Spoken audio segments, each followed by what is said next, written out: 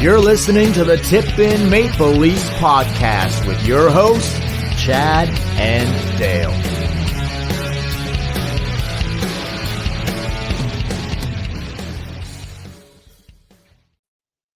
Hey, everybody. Welcome to the Tip In Maple Leafs podcast, episode number 259. I'm Chad. I'm Dale. And we're going to be talking some Leaf hockey. Leafs out on the West. Yes, the sir. West is the best. Well, don't know about that. Don't love the late starts personally, but one more to go. And it's not a late start. 7 p.m. Saturday night in Vancouver. And then 2-week break, man. 4 Nations. So right around the corner now. Looking forward to that. Yeah, that'll be fun. But yeah, man, coming off a 6-3 win in Calgary and a 3-1 win in Seattle. That probably should have been a 2-1 win, but we'll get more into that later. The tips. This guy, Matthew Nyes, more on him later. Just ridiculous how much he's tipping the puck in the net this season. But yeah, man, anything off the top for you, or do you want to go right into the games? Let's get right into it. All right, we got some stuff coming up here. Talk about Nylander, Stolarz returning, Marner getting his 500th assist, Nyes, McMahon, a few other things, maybe some trade speculation with some guys on the block. So we got a jam-packed show here tonight, guys. But Nylander, we'll go here first, Chad. So William Nylander gets the hat trick in Calgary. He's up to 33 goals on the season, 5 behind Draisaitl for the Rocket. Can William Nylander catch William Draisaitl? Can William Nylander catch Leon Draisaitl for the Rocket? 33 goals, Nylander, 38 goals for Draisaitl. Oilers are playing tonight. What do you think? Any chance Willie catches him, or it's a done deal? The next closest guy, I think, is 31. Yeah. It might be Reinhart. I mean, there's always a chance, but in reality, no. Like, is this a Mary Swanson here? Yes, a little bit. So you're saying there's a chance. There's a chance. But 88 probably tends to the last couple weeks of the season when things are kind of like a playoff spot is kind of locked up. Well, that might not be the case this year. Like, they still might be, positioning for a top seed. Yeah, they'll probably be chasing the division. So, hopefully Nylander doesn't go to sleep here down the stretch like in the last previous seasons, but he's going to get to 40 for sure. Can he get to 50 and still lose it? That's the thing. Like, well, I would think that around 55 would probably win it. So he'd have to break 50. That would even, that's not even a given. No, he could definitely do it. The difference is like Draisaitl plays with McDavid, and Nylander spends a lot of shifts with guys like Holmberg on his line. That's true. So he needs 17 goals to get to 50. He's never scored more than 40. I think that it would be cool to see him get to 50, but for the first time in his career. But I think it's just impressive anyway that he's right there. He's never been in the Rocket race ever. No. So if he finishes top 3 in goals, and it's a bit of a down year for goals, right? Like Matthews isn't there, McDavid isn't there, which is strange, but that's the way it's worked out this year. And Draisaitl, he's Draisaitl. So I don't know. I think it's cool, even if Willie finishes top 3, whatever. But does he catch Draisaitl for the Rocket? I don't think so. I don't think so either. No, I think Draisaitl. But you never know, right? Like Draisaitl could get hurt. Something could happen where Nylander just squeaks by. It could be one of those years where just 50 or a couple goals above 50 wins it. Yep. I don't see it. Like, if Draisaitl stays healthy, he's going to take it. I agree. Okay, so anyway, good game against the Flames. They went in there, beat them. It was without Mitch Marner. Mitch misses his first game of the year. Don't know exactly what happened there. Groin, I would assume. But anyway, so we go to that. Anything else from the Calgary game, or Domi played on the top line? Yeah, Domi played on the top line in the Calgary game, and I also wanted to take note that Marner. I don't know what it is with this team, but when a star is not available, the power play looks good. It's crazy, right? Like they went 2 for 4 in Calgary, but it just looked lethal when it was on the. I don't get it. I don't get why when Matthews was out, it looked really good. When JT was out, it looked good. And now when Marner was out for the one game, it looked pretty good. Don't get it. But hey, I'll take it. It is super weird, right? Like, what is it, man? What do you think that is? That like when a guy, one of the top guys is out, the power play looks so much better. How can you explain that? How can you explain that? I don't know. You can't explain it. And it's not just one guy. That's the weird thing that kind of blows my mind. Like I could get it if Matthews, I understood when Matthews was out and people were like, well, he's not there. So everybody's taking shots. They're not just trying to feed it to 34, feed it to 34. Okay. But now Marner's out and the power play looks good. And he's sort of the facilitator of the power play. I don't get it. No, me neither. Why can't we just click all the time with the $50 million on the ice? Oh God, soon to be more. But anyway, more on that later. We'll go to Seattle here. So good win though, good win in Calgary. We go to Seattle, and Anthony Stolarz makes his return to the net. Didn't miss a beat. Did not miss a beat. He's making huge glove saves. Like, I know it's Seattle, but he still was making huge fucking saves, right? Yeah. So good to see him back. And, you know, I imagine Joseph Woll will play the Vancouver game. But what are your thoughts here on the goalies going forward? What is the right call, says you? How do they manage? You rotate. You rotate. And you don't, I don't care if one gets a shutout or like the way Stolarz played in the Seattle game. If this was any other team or any other situation, you'd be like, oh, he gets the next start. He was unbelievable. In this scenario, you're going back and forth, baby. You cannot take the chance of overburdening or hurting one of these guys. And they've already played Woll a shit ton, like way more than he's ever played, right? So I think now is the time when they come back, like 2 weeks off here for both of these guys. When they come back from the Four Nations break, I think you've got to rotate it. You've got to go like what Boston did when they had Swayman and Allmark. I think like two elite goalies it looks like we've got in the net here for the Toronto Maple Leafs. I love everything about the goaltenders here. Everything. Except their history of health. Well, yeah, except for the pebbles in the knee and who knows what is going on with Joseph Woll. Like, can he play 16 or can he play every other night in the spring? We're about to find out. It might not be Woll. Like, could you imagine a scenario where we get to the first round and it's not Woll starting game one? It's Stolarz? Like, that's not crazy, right? It's not crazy, but if they're both playing like this, it'll be Joseph Woll that starts. Okay. Well, are you sure? Why? Like what? Like why do you think that? I just think that he's sort of as close as they are, the way they've been playing and everything. I think he's your guy. He's the future number one. And it's not like, okay, it's not like last year. Last year when we did the podcast, we wanted Woll to start the playoffs. And he should have. He probably would have won.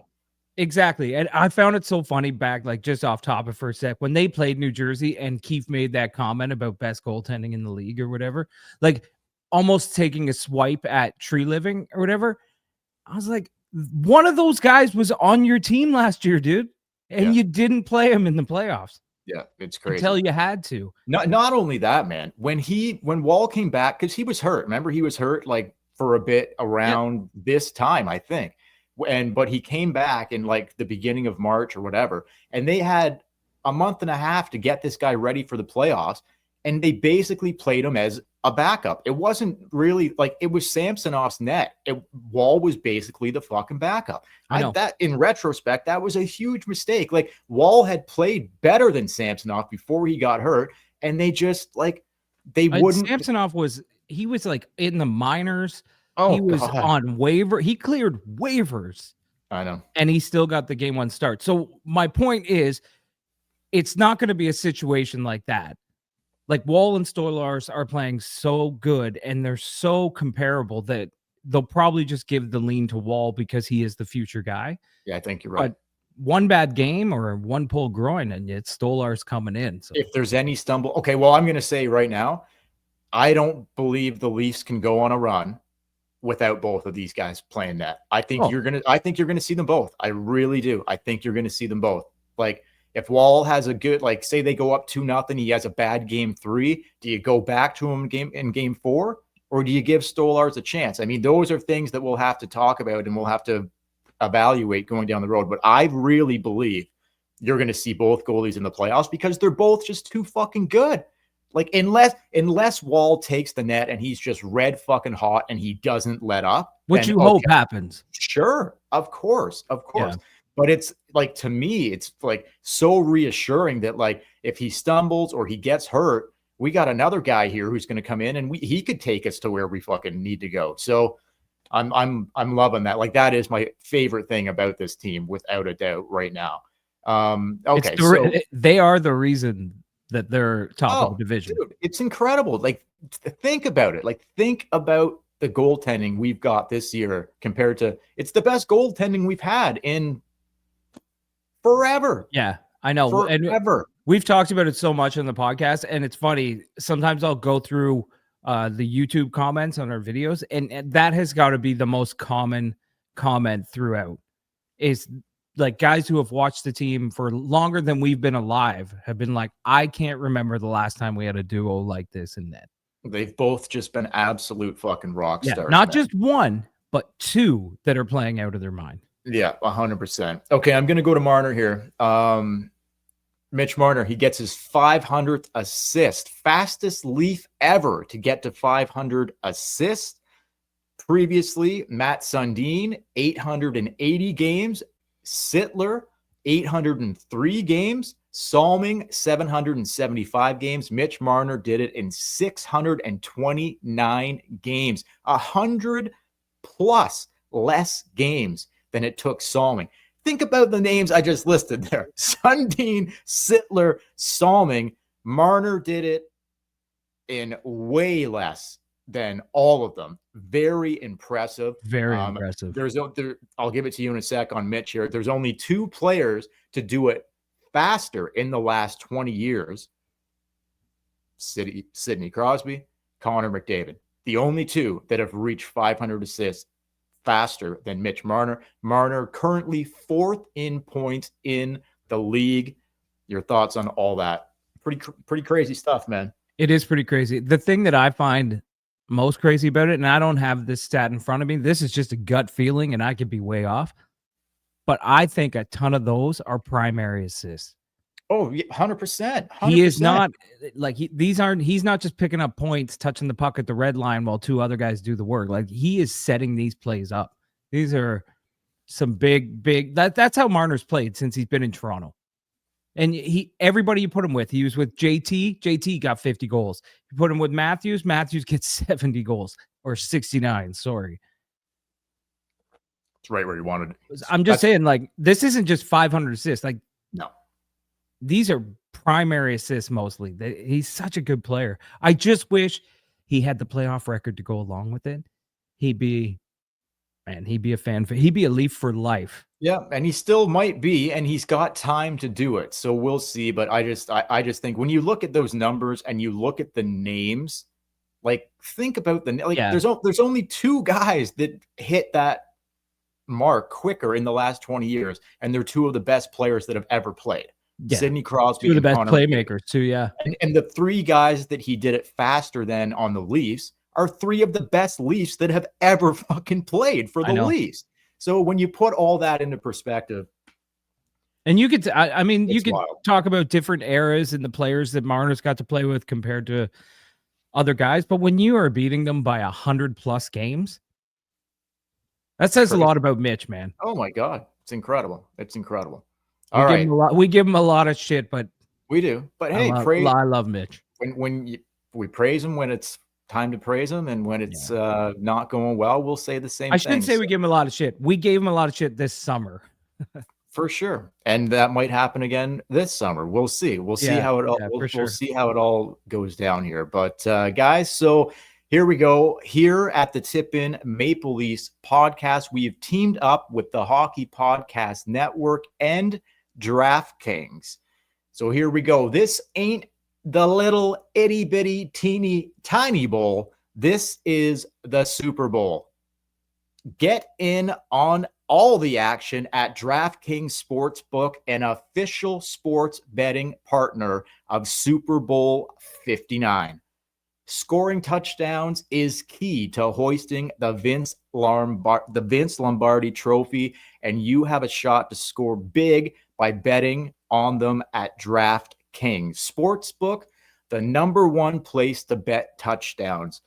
New DraftKings customers can bet $5 to get $200 in bonus bets instantly. Incredible deal for new customers right now at DraftKings. All you have to do, download the DraftKings Sportsbook app and use code THPN. That's code THPN for new customers to get $200 in bonus bets instantly when you bet just $5. Only on DraftKings Sportsbook. The crown is yours. That's right. So head on over to DraftKings if you're a new customer. $5 bet, get $200 in bonus bets instantly. Throw a little sprinkle down on the Super Bowl this weekend. Chad and I might give our Super Bowl picks later in this show. We'll see. Go Bills. Yeah. Yeah. But anyway, there you go. Yeah, that's promo code. I like to remember it by Tight Hot Pussy Now. THPN. That fits us to a T, man. Fits like a glove. Us and DraftKings fits like a glove. THPN, yes. The Hockey Podcast Network. Also, Tight Hot. What did you say? Pussy Now. Tight Hot Pussy Now. Exactly. So couldn't have said it better myself. That's just how, in my brain, how I remember it. Perfect. That's how you do it. THPN. So I guess I'm going to go here. McMahon, dude. McMahon and Nyes, but I'll start with McMahon. Absolutely on fire, this guy. It was exactly a year ago this week, Chad, where he was going to be healthy scratched because Marner and Tavares came down. Or no, sorry. He was just going to be a healthy scratch. He was going to be a healthy scratch because his play was just not like he wasn't putting the puck in the net and whatever. Like it was still a feeling out process with. He wasn't McMahon. Getting the opportunity. No, he wasn't. He wasn't. So he was going to be a healthy scratch, and Tavares and Marner came down with an illness. So Keefe had to put him in. And his first game in, he fucking hat trick. Just lit it on. I remember they were doing the mentors trip. I don't know if you saw this, like the little blueprint things they've been putting out. He took his sister on the mentors trip, and they were talking like behind the scenes and stuff. And she said that he called him before saying that he was going to be healthy scratch, and then called her back or whatever. They were talking to each other, and they said they talked again later the same day. He's like, actually, I think I'm playing because a couple guys are sick. And she's like, make the most of it. And he's basically been like a regular ever since. This dude's putting the puck in the net like on a very consistent basis. Like him and Nyes specifically, like they're really our only depth scoring. I don't even know if I would call it depth scoring now. Like those guys they're right up there with the top guys putting the puck in the net on a consistent basis. Like It's incredible. You want to just talk a bit about McMahon, and I want to talk about Nyes too, and do just the tip. But do you want to start with McMahon and then? I said it a few podcasts ago that I referred to him as sort of the light version of a power forward, and he's just taken on that role. But the fact that he's scoring goals off the rush, he's getting in front of the net, he's tipping in goals, he's just doing things. We were talking about a few podcasts ago when they couldn't score. I said I would scream at the TV like, go to the fucking net, because they just stay around the perimeter. This guy's not afraid to go to the net. He's not afraid to play on the rush. He can play on the top line. He can play on the third line. He can give you so much. It's crazy to me to think game one of this year, he was a healthy scratch.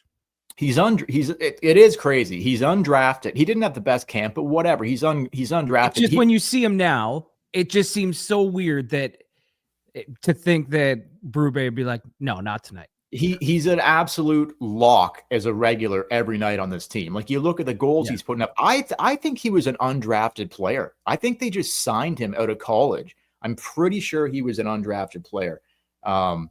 Anyway, incredible. Like, McMahon and Nye scored in both the Calgary game and the Seattle game. The Nyes one I'm going to get into in a second here, but are you just looking up to see if he was undrafted? Yeah, you're right. He was undrafted. So, like, this guy's been, like, he's killing it, man. Like, he is absolutely killing it. And guys like that, when you're undrafted, you have to work so hard for everything.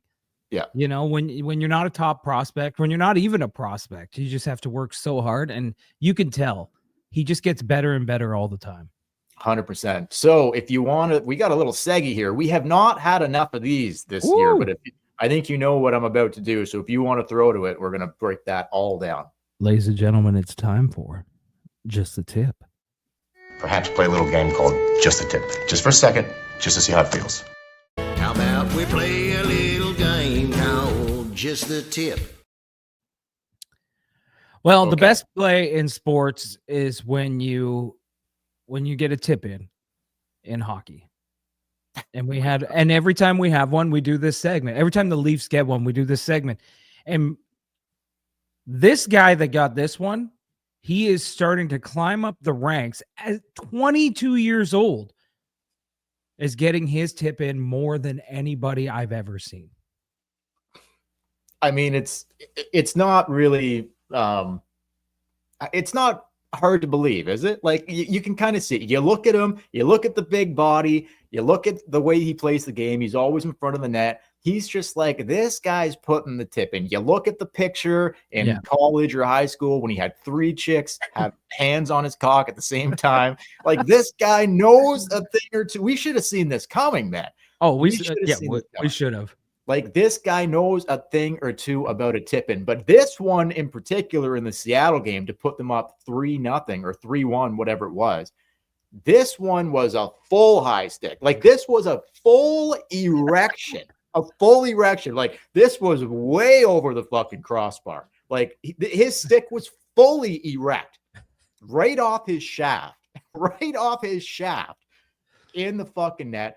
He was going to the bench. Wasn't just the tip. It was the whole thing. The whole thing. Right off his big shaft. He raised, like, his stick was pointing to the fucking the rafters, man. Yeah, it's true. So, like, when you're getting those calls going your way, it's pretty wild stuff. But look, he leads the team. That was his 6th tip-in goal of the season. His 6th. Who would have thought? Like, JT's having a down year with the tip-ins. No one else is, like, really tipping it in that much. So he has more tip-in goals than Max Domi has just goals. He has more. That's exactly right. That's exactly right. But this one was fully erect, and you could tell by him going. He knew it. He knew it was a high stick. He's going to the bench, and McCabe. He was kind of like, "Oh, this is gonna come back." McCabe shot it from the point, and like Nyes was trying to be like, "No, I didn't touch it. You go to the bench first." Like, usually the guy that scores the goal, like, they go down the lineup of the bench first. Nyes was like, "No, I'm not going. You go, Caver. You go." But anyway, so they did the review. And the refs were like, "No, that looks good. That looks clean. No problem there." I don't know. The guy's a monster too, right? So clearly, like, he's like, that was over the crossbar. 100% it was. But hey, we'll take it.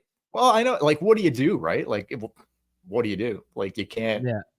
You can't. I thought it was coming back, but then, like, I think Nyes thought it was coming back. Of course he did. Like, this is why the league is so fucked, man. Like, the people making these calls at the head offices, like, it's like, what are they looking at? Like, I don't know. I just think it's funny because I'm sitting there thinking it's coming back, and then they're like, "We have a good goal on the ice. It's gonna stand." Excuse me? Okay, whatever. Like, I saw high sticks earlier in the season that were, like, way lower than that, and they called it, like, no, high stick, no goal. So I don't know what these cats are looking at, but it's quite interesting. Either way, nice tip. Oh, beautiful. Absolutely beautiful. So just together. They should hire us, man. Oh, like, some team should pay us to travel around the world watching young guys tip in the puck, and we'll find like you need a guy to tip it in. We know, like we say, we can tell by size, strength, ability. We've been doing this for years, man. Yeah. For years. The absolute best play in You want to send me? You want to send me and Dale to Sweden? We'll go to Sweden. We'll go to Sweden and just, scout tips. just scout the tips. We'll go scout the tips. 100%, man. So anyway, but McMahon and Nyes, they're really the only two other guys on the team putting the puck in the net. Like, I know Domi was playing up with Nyes and Matthews, but like, I gotta say, he's not doing anything. No, he's not. Like, he didn't look better. He didn't. Okay, maybe a little bit better, but he wasn't really like a factor at all. Really, I didn't think so. So I don't like. I know it's only been 2 games. Do they keep that look? Maybe. Because I do like the idea of spreading out Austin and Mitch, but now Austin hasn't scored a goal in like 5 games. That's very rare. So I'm sure you'll see him back with Mitch real soon. Could as early as tomorrow night, maybe. I don't know. But they've been winning, so like whatever. Spread it. I do like spreading it out, like JT with Marner and whatever. But yeah. But just to finish up on McMahon and Nyes, like they're the only 2 other guys other than the core 4 that are putting the puck in the net. No one else is doing it. No one, except for Philippe Myers, shout out, who scored his first NHL goal in Seattle, I believe. Yeah. Right? I think there was, maybe not his first NHL goal, but his first goal as a Leaf and his first goal in like a really long time. November 2022. Okay. So we're going back quite a ways. The last time he scored a goal, we were just coming out of lockdowns and all that shit with COVID. That's how long it's been since he scored a goal. Yeah. And really, he didn't even come close to hitting the net. That just bing, bang, boom off a few things. And you'd think because of that, like he would have got the belt, but no, because Mitch got his 500th career assist on the same night. So the belt goes to Mitch, the poor guy who like never gets the goal. He'll probably never get another one for 3 fucking years. His only chance of the season to get the belt, Mitch gets his 500th career assist on the same night, or else it would have gone to Myers. But anyway, whatever. Just a lot of love for McMahon, a lot of love for Nyes here. Finally, some guys that like are some top wingers that can both fucking have good hands and can put the puck in the net in tight. Love it. Can't say enough about those guys. Absolutely love them both. Anything more on them?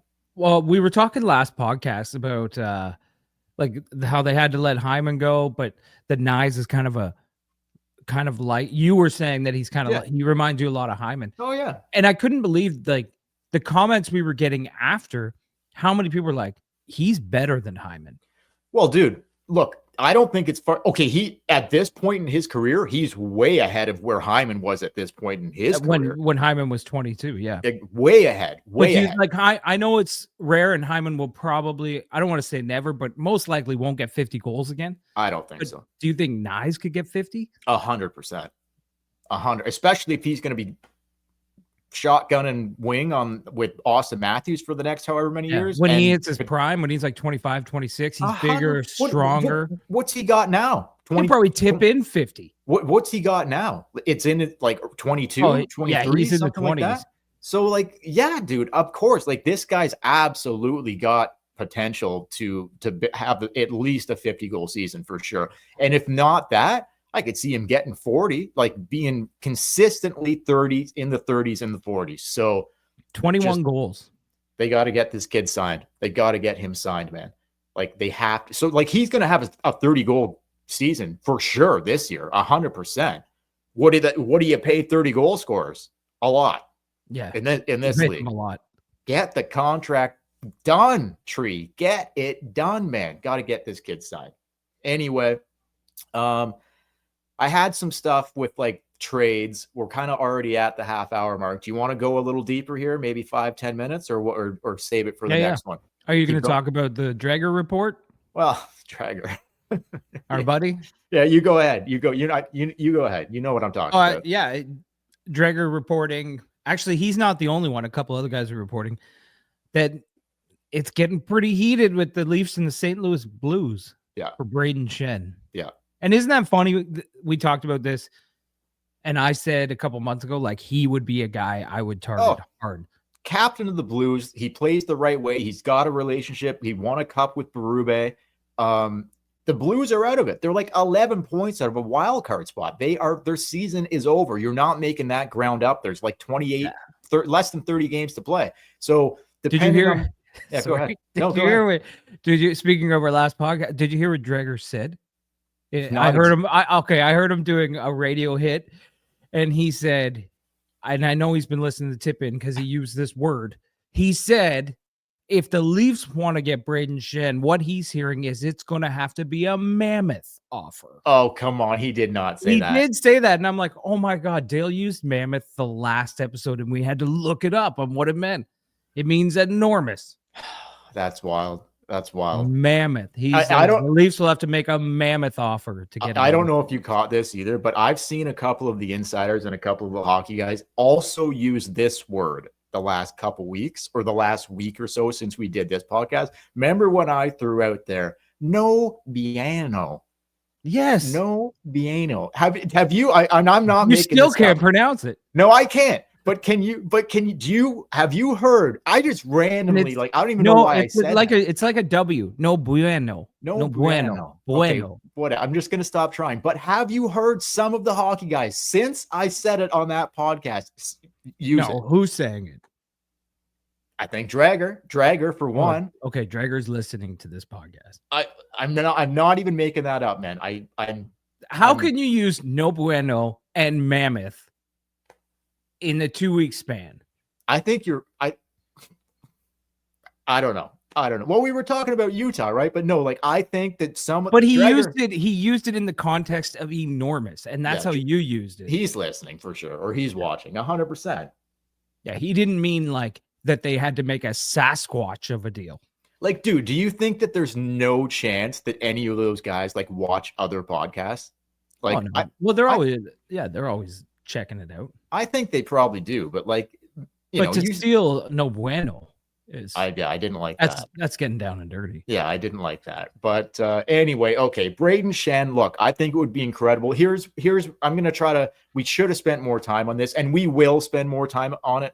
We got a lot of time coming up with the break. Yeah, for sure. Well, we'll be covering Canada, so not really. I know, but they only played 2 or 3 games. Yeah, for sure. 3 guaranteed, and then we'll see at 4 max. But look, Braden Shen, I'd be all over it. What would it cost? Not sure. I'm gonna say this though. Another guy, if you're bringing in Braden Shen, why not fucking go and get his brother too? Go and get his brother. 2 months ago. Well, it's true though. Why not go and get Luke? I don't think it's going to cost you that much to get Luke Shen. I don't even think it's going to cost you that much to get a 33-year-old Braden Shen. I don't think you necessarily have to give up Cowan and Minton to get Braden Shen. Why not? What about a first and Robertson? Is that not good enough?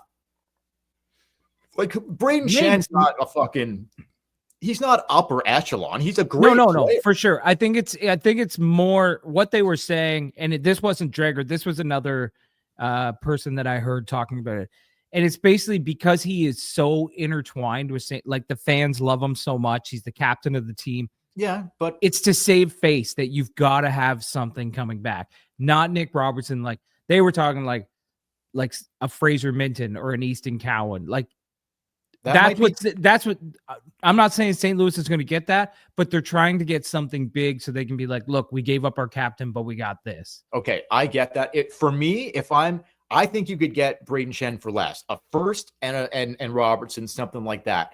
And he's 33 years old. He's got term. I like that. Luke Shen, he's got term. I like that. So you could bring them in and they wouldn't be rentals. They'd be around for a few more years. I like that. But if you're going to really go shopping Minton and Cowan, you might want to look at a bit of a bigger fish than Braden Shen. And I like everything about Braden Shen. Don't get me wrong. 100% agree. But you know what I mean? If you're going to part with your top prospects, you might want to go a little bit bigger than Braden Shen. And that's not any, I'm not shitting on Braden Shen. With term. I would bring in, I think he'd be great, Braden Shen. Great. Don't get me wrong. I want them to do it. Yeah. But I just think you could get him for less. That's all I'm saying.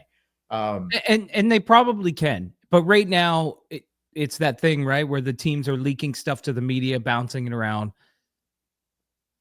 I think if it was something like Robertson and a pick, I think it'd be done.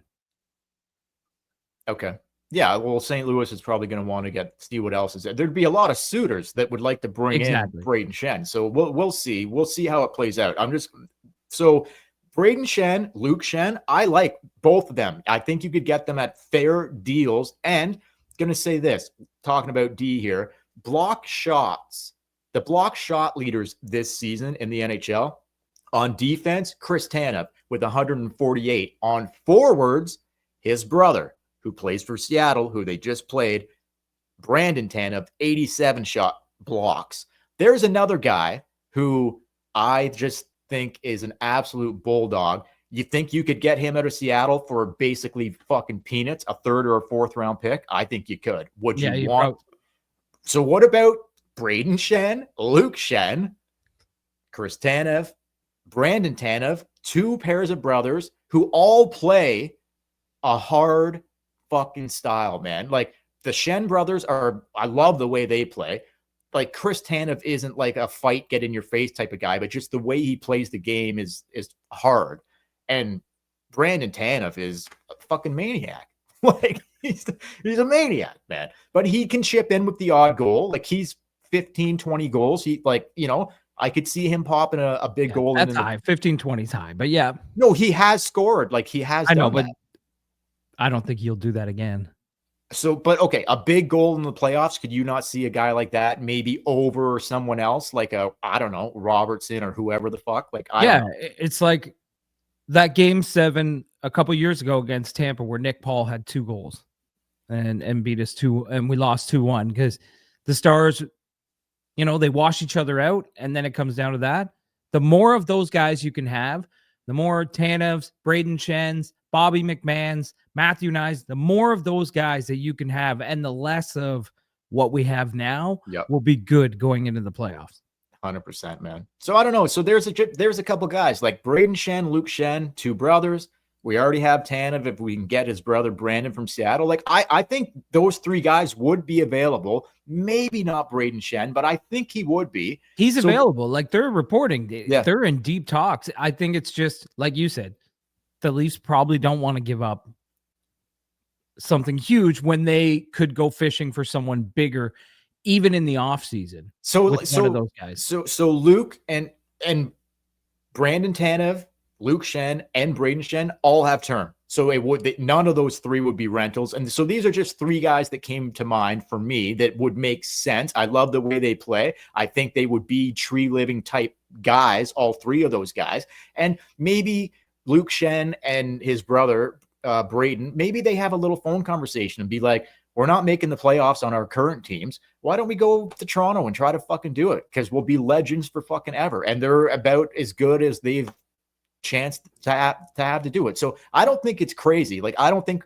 we're saying this being like, oh, this is impossible or that'll never happen. I think those 3 moves are very likely and very doable at not high price tags. Well, a few years ago when they got Ryan O'Reilly, I thought the same thing about what we're talking about Braden Shen. Like at the time, it sounded like the price tag was really high on Ryan O'Reilly. And I forget what we paid exactly, but I remember it wasn't like it wasn't crazy. And you got Ryan O'Reilly. Maybe it's kind of the same with Braden Shen. Right now, the talk is huge price tag, but maybe you can start getting those guys. Maybe you can get a couple Braden Shens. Maybe you don't go get some huge splash, but maybe you get load up on a few of those guys. Let us know what you think, guys. If you're watching on YouTube, in the comments section below, do you like those possible guys that we mentioned? Or are you seeing them? You'd like to see them bring in somebody else or other players, or do you like the 3 guys we mentioned there? Anything else, Chad, from you before we get out of here for this one? Just the last video we did, we had a fan call in Marlon from Toronto. Marlon, if you want to send us a couple of those baller sweaters, that'd be awesome. Yeah, that would be for sure. Is that it from you? That's it. Yeah. Okay. But one more thing I want to say, not hockey related per se, not least related, but I just want to say it anyway. And then I'll throw it to you to get us out of here. But the best Canadian band of all time, the Tragically Hip, and the best front man ever from any Canadian band, Gord Downie, would have been 60, would have turned 60 this weekend. Gord passed away tragically in 2017 from a brain tumor. Just wanted to throw that out there. Gordy would have been 60 years old this weekend. We miss you, Gord. There'll never be another one like you, buddy. Just wanted to throw that in there. 8 years. Yeah, I know. Time is flying, man. Best Canadian frontman of all time, without a doubt. They don't make them like that anymore. You'll never see another Gord Downie ever. I just wanted to say that. That's it. Yeah, for sure. Well, listen, everybody. For the Tip In Maple Leafs podcast, don't forget to follow us on social media at the Tip In Maple Leafs podcast, Facebook, Instagram, and YouTube. If you're on YouTube, hit like, hit subscribe, leave a comment down below. You can email us, thetipinpodcast@gmail.com, and you can send us direct messages on social media. If you want to rant about the team or anything to do with life, send us a video or audio file to that email or slide into our DMs. And until next time, I'm Chad. I'm Dale. We will. One more game to go before the break. Saturday night in Vancouver. We'll be back after that game to break it all down. Thanks for watching, guys. Thanks for listening. Go Leafs, go. Hey, go. Let's go into the break on a nice little winning streak. How about that? All right. Catch you later.